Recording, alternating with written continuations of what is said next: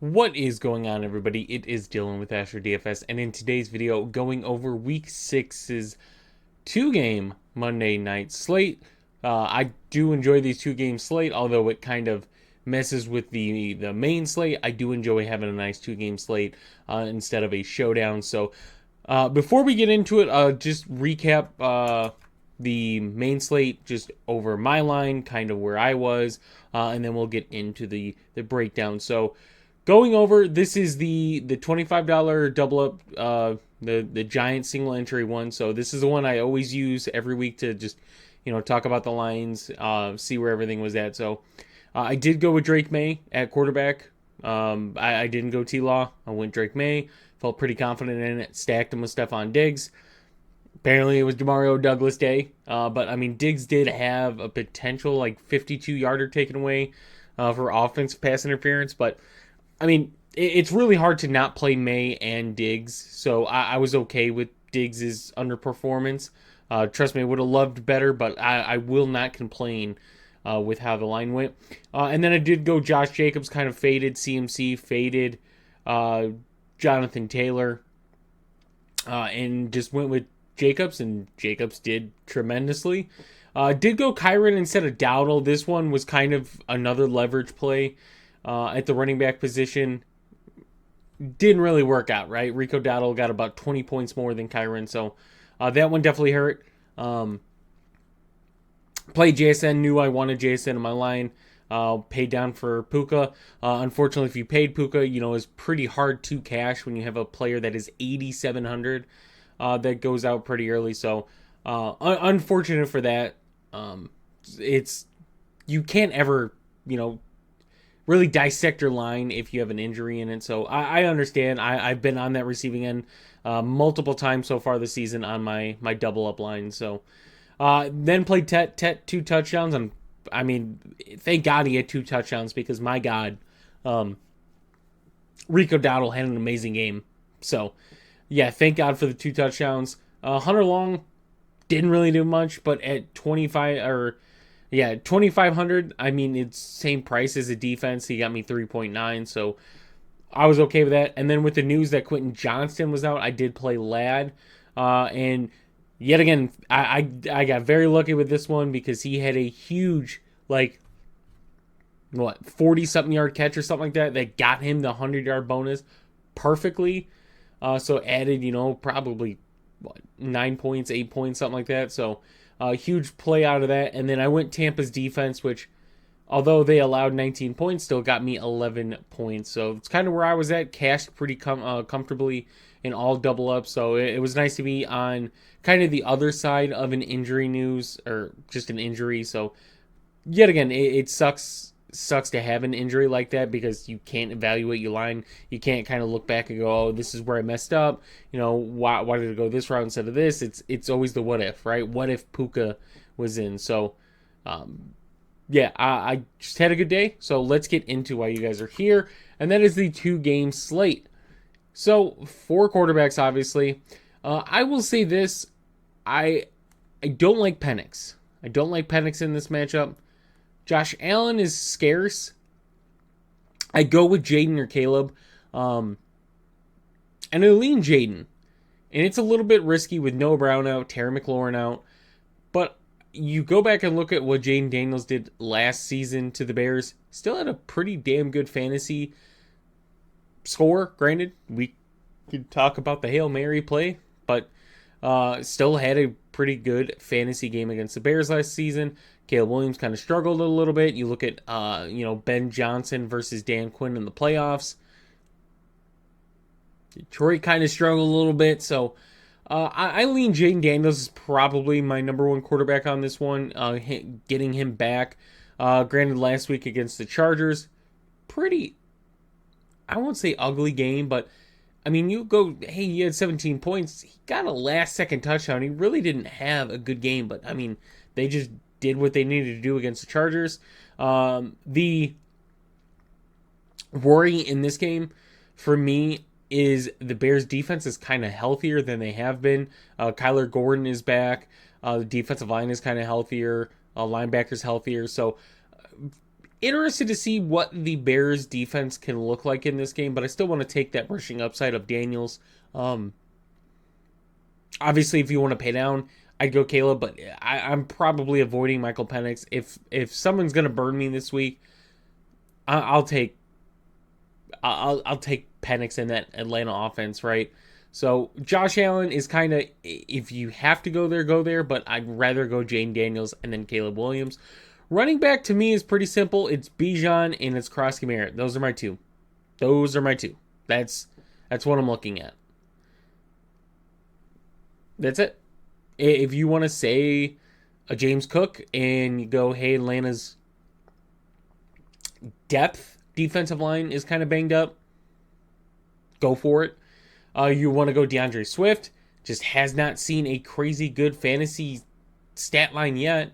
Granted, last season he had a good game against Washington, but it's not Ben Johnson's offense.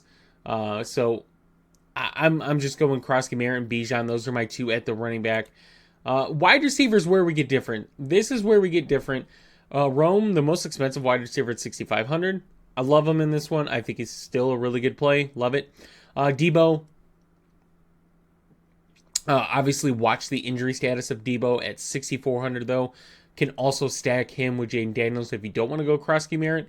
If you want to get different and get a bear and say, hey, I'm going to just take Jane Daniels and Debo and maybe somebody else, go for it. But it's very doable. And then Drake London, regardless of how I feel about Michael Penix, I still think Drake London's in a good spot with Darnell Mooney out. I still like Bijan as well. But you have to make that decision based off the tight ends on the slate if you're going to play Bijan, Drake London, and Kyle Pitts and not play Michael Penix. So that's a discussion you have to have when building up your lineup. But those three guys, yes. Kenny Moore, tournament. That's all he truly is. Saw him have, one of his best games of his career a few years ago against Washington. But so far I won't say haven't needed him, but haven't utilized him. So probably stay away from DJ Moore. That's just how I am on it. But you get Keon Coleman, Khalil Shakir here, basically the same price. I'm going to look at Khalil Shakir because he's going to see less AJ Terrell than Coleman. Coleman's going to see it. All their numbers are extremely similar. The one thing that Shakir truly has Coleman beat is red zone targets. Shakir's the team leader in red zone targets, so if you want to go that route, I'm fine with going that route. But yet again, it's a coin flip. You can flip a coin and pick one, and that's probably where the ownership's going to be at as well for tomorrow. So, or tonight, sorry. So look forward on that. And then this is where we start to get some value. Luther Burden, 4,500 could be interesting. Same with Zacchaeus. It's just a matchup for him. I could easily see one of these guys getting 10 plus points in this one, and at a value where you have to get different. That's where you go. Luke McCaffrey, 3,800. Kind of see the last few games he's had for Washington, and one way or another, he's getting included. He's getting some type of volume that he did not get last season. Noah Brown out, Terry McLaurin out now. Luke McCaffrey pretty much solidifies himself as that wide receiver 2 for the team, so he fits that role. And then we go with Lane for Washington as well. Granted, expectations out of Lane really aren't crazy. He's going to be on the field. He's going to see a Bears secondary that has been bad. Granted, like I said, Kyler Gordon's in this game. Debo's going to see probably Kyler Gordon more than anybody. So if you want to go the two outside receivers, Lane and McCaffrey, that's why I bring it up, right? One of them's going to see Tyreek Stevenson, which has made some improvements this season. The other one's going to see Wright. It's been one of the worst corners this season. Just as a Bears fan, that pains me to say. So tight end's difficult. Obviously, we're extremely watching the Kincaid news because if Kincaid is out, we go down a little bit to the Stoneman Buffalo tight ends. Granted, the thing that makes it really difficult is Kincaid and Kyle Pitts have two of the worst matchups for tight ends. But I'm okay with Pitts with the injuries that Buffalo kind of has. Milano still out. Kincaid being utilized a lot more this season than we saw last season, that we wanted. So it's nice to see Kincaid, but where I'm kind of at is Zach Ertz. Zach Ertz at 3,600 is kind of where I'm at. Bears defense has been bad against tight ends. If Colston Loveland's out, I think Cole Kmet's a fine play as well, but I need Colston Loveland out for that to be playable. So I'm leaning Zach Ertz. And then defense, Bills defense or Commanders defense. Those are my two that I'm looking at. Atlanta's defense has played some good football lately, but it's debatable as well, right? Get blown out against Carolina, had the really good game against, J.J. McCarthy, and then week 1 against Baker, nothing. So skeptical there. The Bears defense could be interesting, right? We've seen some of their fantasy performances this season, right? The injuries to Washington's wide receivers, no Terry McLaurin confirmed. Bears defense getting healthy. If you want to go that route as well, you could go that route. I'm fine with that route, but you just have to go based off of what you're building. So I'll do an example lineup. So like I said, let's go Jaden. I'm fine with getting Jaden. Let's go Bijan. And then I'm fine with Krosky Merritt. We can get Rome. Let's see Debo. Let's see London. We put the Bears defense. We get that.